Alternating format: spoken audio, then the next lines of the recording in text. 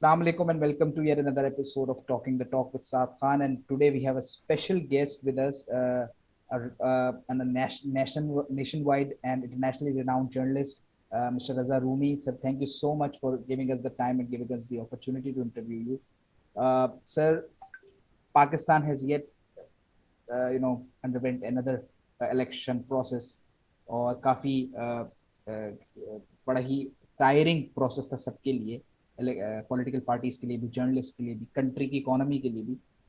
तो how do you see this election? Was this yet another selection जैसे कि सब लोग कह रहे हैं, या फिर was there some positive aspects to this election? देखिए, बिल्कुल। अब उर्दू में बात करें ना हम। जी जी, जरूर जरूर.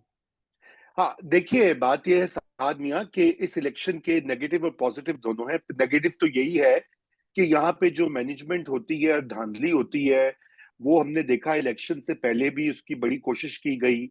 इलेक्शन के जो है रात को जो इल्जामात आ रहे हैं, अगरचे कि उन पे तहकीक होनी अभी बाकी है, इसलिए कबल अज वक्त होगा।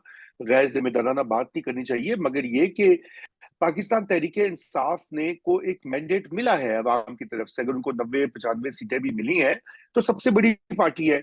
लेकिन अब उसको नहीं तस्लीम, वो खुद भी नहीं किसी के साथ जाना चाहते और वो उनको तस्लीम भी नहीं किया जा रहा। तो ये तो नेगेटिव साइड है, यानी कि अब अगली जो गवर्नमेंट बनेगी वो हकीकी नुमाइंदा गवर्नमेंट नहीं होगी, क्योंकि अवाम ने किसी और को वोट दिया होगा। अब पॉजिटिव साइड क्या है? पॉजिटिव साइड उससे बड़ी है। ये तो पाकिस्तान की रूटीन की कार्रवाइयां हैं, वारदातें हैं। पॉजिटिव चीज ये है कि पीटीआई के वोटर्स ने ये साबित किया कि जमहूरियत और इलेक्शन क्यों जरूरी हैं। उन्होंने जौक दर जौक निकलकर तमाम ऑब्स्टिकल्स, पाबंदियों, पुलिस के पर्चे और मसाइल के बावजूद वोट डाला। बड़ी तादाद में डाला, अपनी पार्टी के नुमाइंदों को कामयाब करवाया। और मैं समझता हूँ ये जमहूरियत की फतह बनती है फिर इस तरह ना। तो इसका यही मतलब होता है कि फिर ये पैगाम भी दिया गया उन कुव्वतों को जो ये चाह रहे थे कि पीटीआई का वोटर दूर रहे पोलिंग स्टेशन से। जी जो चाह रहे थे कि वो तो अब देखिए, जारी तौर पे मैं तो नाकिद रहा हूँ पीटीआई का। मेरी सारी जो है, अगर आप सोशल मीडिया मेरे आर्टिकल्स देख लें, लेकिन अवाम की चॉइस जमहूरियत में अगर हम यकीन रखते हैं तो वोटर की चॉइस हमारे सर आंखों पे होनी चाहिए। उससे कोई आप नहीं पीछे हट सकते, बस सिंपल सा असूल है। बिल्कुल. लेकिन सर, ये जो वोटर की चॉइस को मुतादिद बार हमने देखा कि पैरों तले या बूट तले रोन दिया गया है. काफी टाइम पर 2013 में भी, 2000 सॉरी 18 में भी हमने ये देखा कि इलेक्शन मैनेज हुआ. फिर 2024 में भी हमने ये देखा कि इलेक्शन मैनेज हुआ. बहुत सारी ऐसी मिसालें हैं. आप ख्वाजा आसिफ अली सीट देख लें या नवाज शरीफ वाली सीट देख लें. तो इस तरह डोंट यू थिंक दैट ये बार बार जिस तरह जो हो रहा है, इससे डेमोक्रेटिक प्रोसेस पे, इलेक्टोरल प्रोसेस पे जो अवाम है उसका एतमाद पहले ही कम था, अब वो बिल्कुल ही ना होने के बराबर पे एक पॉइंट पे ले जाया जा रहा है कि अवाम बिल्कुल ही इस इलेक्शन प्रोसेस पर बिल्कुल ही अपना भरोसा खत्म कर गया. तो इससे मैं समझता हूँ, मुझे मेरा ये सवाल बेसिकली ये है कि इससे what is the basic goal हमारी. मुझे अभी तक ये समझ में नहीं आया कि ये इलेक्टोरल इलेक्टोरल प्रोसेस को जो ये बार बार डिसबैंड किया, बार बार इसको रोंदा जाता है, इससे अचीव क्या करना चाह रही है जो स्टैब्लिशमेंट है हमारी? देखिए, बात यह है कि आपने बिल्कुल सही बात कही कि इस्टेब्लिशमेंट को इस चीज का ख्याल होना चाहिए कि अगर आप इस तरह का काम कर रहे हैं तो उससे तो कोई क्रेडिबिलिटी नहीं रहेगी इस सिस्टम की। लोगों का एतमाद ही उठ जाएगा। आपने बिल्कुल सही बात कही है। लेकिन देखिए, लोगों का एतमाद जो है ना, वो अगरचे कि बहुत कम हुआ है और मुतजलजल वो हुआ है। ये supreme court, election commission of Pakistan, establishment, administration, निगरान हुकूमतें, लेकिन लोगों ने उसके बावजूद वोट डाला है ना। तो बिल्कुल एक लोगों को उम्मीद भी है। और बिल्कुल. मैं ये समझता हूं कि अगर ये एक सियासी तहरीक में बदलती है ये बात, तो ये मुल्क के लिए अच्छा होगा। और ये शायद इमरान खान साहब को भी सोचना पड़ेगा और उनकी पार्टी को सोचना पड़ेगा कि उनको इस मसले को हल करने के लिए एक एक तरीका बनाना पड़ेगा, जहां पे दीगर सियासी कुव्वतों के साथ मिलकर इस तरह की इलेक्शन में धांधली को खत्म किया जाए। ये देखें ना, अब ये मसला ये आ गया है, ये सिर्फ एक पार्टी पे अभी तो पीटीआई रिसीविंग एंड पे 2018 में नून लीग के साथ ये मतलब वो कंप्लेन करते ये हुआ था। उससे पहले और जमातों के साथ हो चुका है माजी में। तो अब वक्त आ गया है कि पीटीआई जो है वो उसमें, चूंकि वो एक बड़ी पार्टी, एक नेशनल पार्टी बन के उभरी है। खान साहब भी इंशाल्लाह जेल से निकलेंगे, मैं नहीं समझता कि उनको ज्यादा देर अब एस्टेब्लिशमेंट रख पाएगी इन हालात में। वो जब निकलेंगे तो उनको भी मुल्क को एक डायरेक्शन देनी होगी, एक नई सोच देनी होगी। और उसके लिए यकीनन उनको थोड़ा सा कड़वा घूंट भर के, थोड़ा सा यू टर्न लेकर अपनी पॉलिसी पे नजर सानी करनी होगी, क्योंकि अल्टीमेटली इस्टेब्लिशमेंट के साथ डील करके या इस्टेब्लिशमेंट से फंडा करके आप मुल्क में पोलराइजेशन क्रिएट कर देते हैं। आपकी जो कुवतें हैं जिनके साथ आपने चलना है वो सियासी कुवतें हैं। जी। अच्छा सर, ये जो पॉपुलिस्ट तर्ज सियासत है खान साहब का, मुझे तो काफी ये, मैं इसके लिए मुझे स्केप्टिकल खेलें, लेकिन मुझे नहीं लगता कि खान साहब जब अगर जेल से बाहर आएंगे तो वो ही will be willing to sit down with the political leaders, जो कि बड़ी पार्टियां हैं, मुस्लिम लीग नून है, पीपल्स पार्टी है, क्योंकि मुतादिद बारी कह चुके हैं कि मैं चोरों के साथ नहीं बैठूंगा, लेकिन फिर बार बार एक बात कहते हैं कि मैं सबके साथ बैठने को तैयार हूँ। तो अब जी। एट सम पॉइंट, मतलब वो ये तो एक मुतजाद है, उनकी एक तजाद है एक उनकी स्टेटमेंट में कि मैं सबके साथ बैठने को तैयार हूँ लेकिन मैं चोरों के साथ नहीं बैठूंगा। तो क्या उनका इशारा इस तरफ है कि जो एक्चुअल हैंडलर्स हैं, या जो इस मुल्क के जैसे जो मिलिट्री स्टैब्लिशमेंट है, क्या ये इशारा उसकी तरफ है कि मैं उनके साथ तो बैठ जाऊंगा लेकिन मैं पॉलिटिकल लीडरशिप के साथ नहीं बैठूंगा? और अगर वो इसी स्टांस पे रहते हैं तो कितना बड़ा वैक्यूम आप आगे चल के देख रहे हैं? नहीं, देखिए ऐसी बात है कि जब खान साहब, अगर आपको याद होगा ना, कि वो अपने जब अरेस्ट होने से कुछ दिन पहले भी उन्होंने ऐसी बात कही थी। जी। उन्होंने कहा था कि वो बातचीत करने को तैयार हैं। तो सियासतदान देखें, अब मेरा मैं ये समझता हूँ कि ये जो है ना, हमने देखा है माजी में कि सियासतदान जो होते हैं ना, वो सीखते हैं अपनी गलतियों से, तजुर्बात से, हादसात से। खान साहब के साथ जो हाथ हुआ है, हाथ इस तरह से हुआ कि भाई देखे ना, एस्टेब्लिशमेंट उनको बड़े चाव से लाई, फिर उसको उनको फारिग कर दिया, निकाल दिया, और फिर उसके बाद अब जेल में डाला हुआ है। ठीक है ना, पार्टी को बल्ला का निशान ले लिया, वगैरह वगैरह। सारी चीजें आपके सामने हुई हैं। कोई इतने बड़ी उसमें कोई सीक्रेट बात नहीं है। तो मेरे ख्याल से वो यकीनन वो सोचेंगे। अभी देखो, उनको पॉपुलर स्टैंस तो उनको भी सूट करता है ना, क्योंकि जेल में है।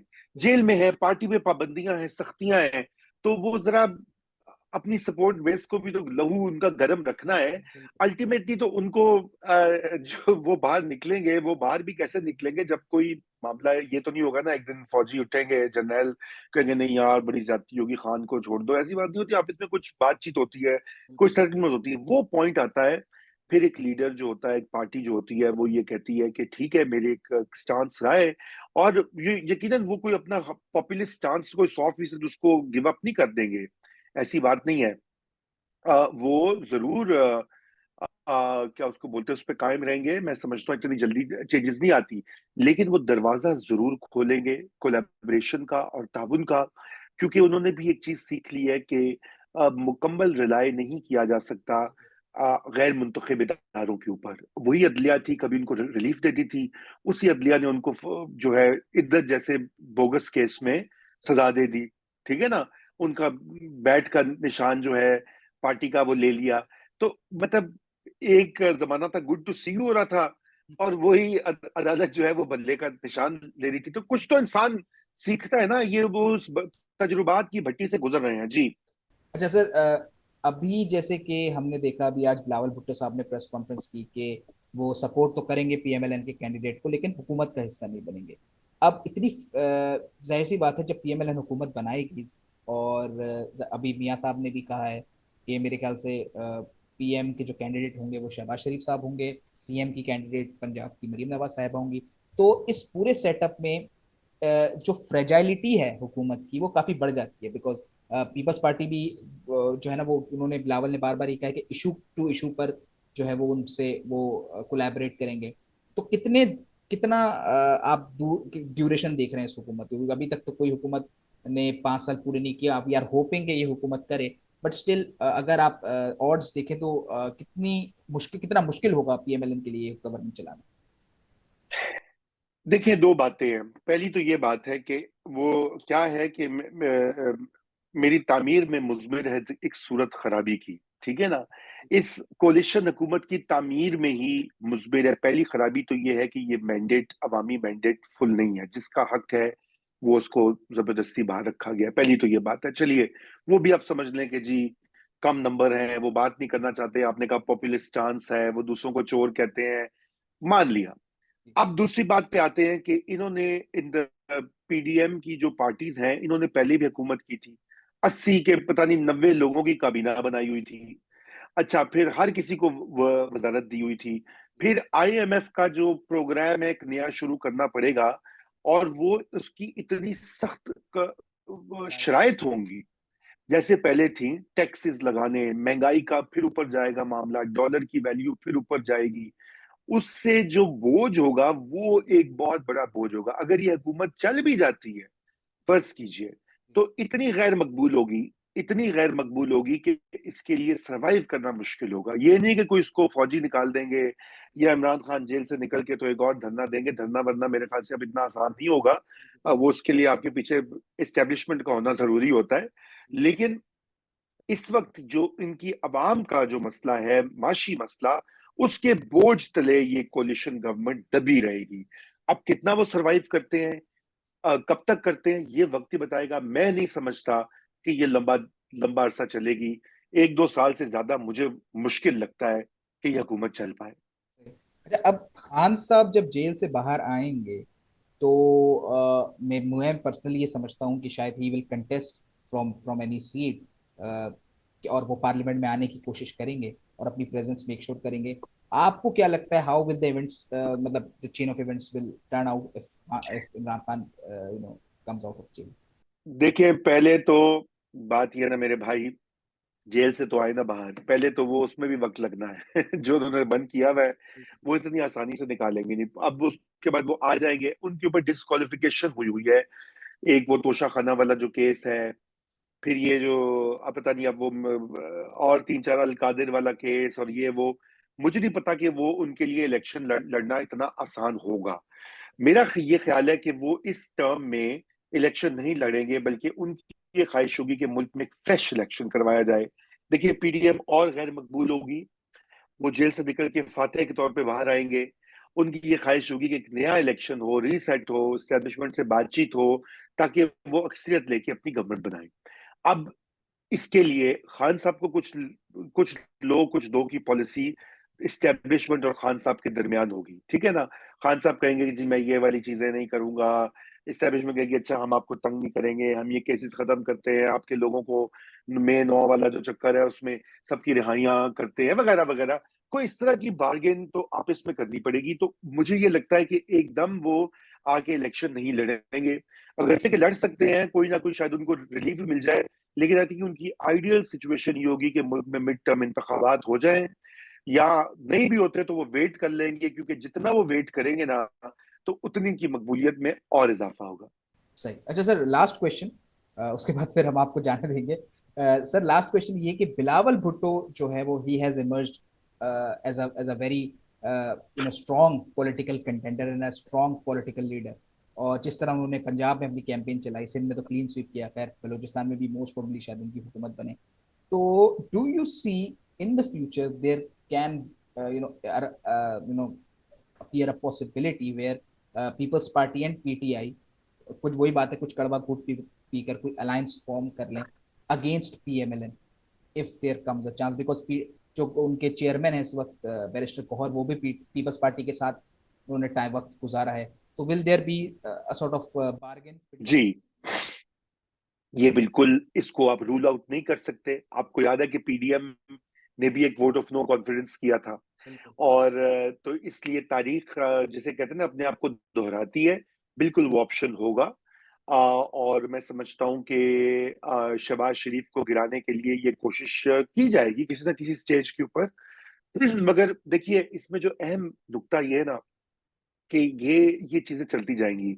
हमें ये भी सोचना है साथ कि जी। इस पूरे ये जो म्यूजिकल चेयर्स के गेम से बाहर हमारे अवाम का क्या होगा, बिल्कुल। आप जैसे नौजवानों का क्या होगा पाकिस्तान में। चलिए आपके पास तो माशाल्लाह एक नौकरी है, आपने अपनी हासिल की हुई जगह। आप जैसे कई नौजवान पाकिस्तान में, कई क्या मैं समझता हूँ लाखों करोड़ों बिल्कुल। बेरोजगार हैं। बिल्कुल। कईयों के पास तालीम नहीं है। अब इन हालात में ये सारी पार्टियां नहीं सोच रही कि उन्होंने इन लोगों के लिए क्या करना है। सही नून बात। लीग को पड़ी है कि जी किसी तरह हर शर्त पे पावर मिल जाए, चाहे बूट पॉलिश करनी पड़े, ये अपनी कड़वा घूंट करना करे, जरदारी साहब को प्रेसिडेंट बनना है। ठीक है बिल्कुल। ना।